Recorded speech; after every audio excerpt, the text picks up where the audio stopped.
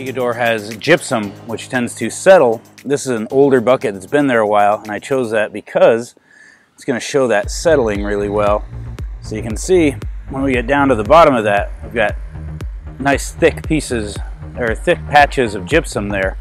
And when we're mixing, we want to make sure that we get that mixed all the way in. So one of the important things to talk about when we're talking about how do we get that mixed all the way in properly is mixing tools. What works, what doesn't, and why. So my absolute favorite mixing tool for Ecodur is the double auger mixer. You really can't do any better for mixing this. It has two augers that spin opposite directions, creates a real nice vortex, keeps things relatively clean so you can go higher speed.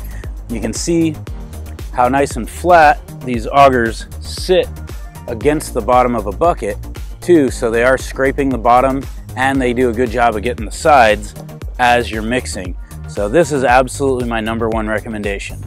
If that is not an option for you, this style of mortar mixer also works very well.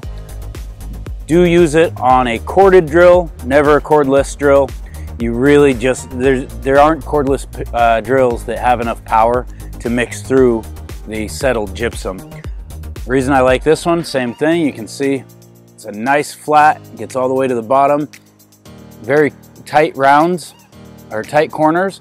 Those get to the edges really well, or into the corners very well, and it hits the bucket walls really nicely. So this is another one that I absolutely do recommend. A few that I do not recommend. These ones are great with any product that doesn't have so much solids to it, but the rubber is just too flimsy to really get the Ecodur moving. Same thing with the plastic on these turbo ones. I've actually had the fins break off on me using these. These ones work, but they're really slow for it. They don't get all the way down to the bottom. There's not a lot of, there's too much surface area, I feel like, on the bottom of this here. So as you're trying to get that down, it's just kind of moving stuff around. It's not getting under very well. And last but not least, these ones I see a lot, and they really don't work well for Ecodur. I know they're great for other purposes, but they do not do well for Ecodur.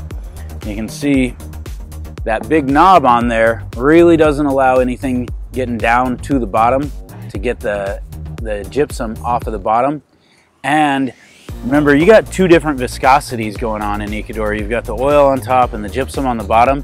The aggressive nature of the mixing on this tends to send the oil flying all over the place. So it's a messy, messy mixer. Again, when possible, always use the double auger mixer.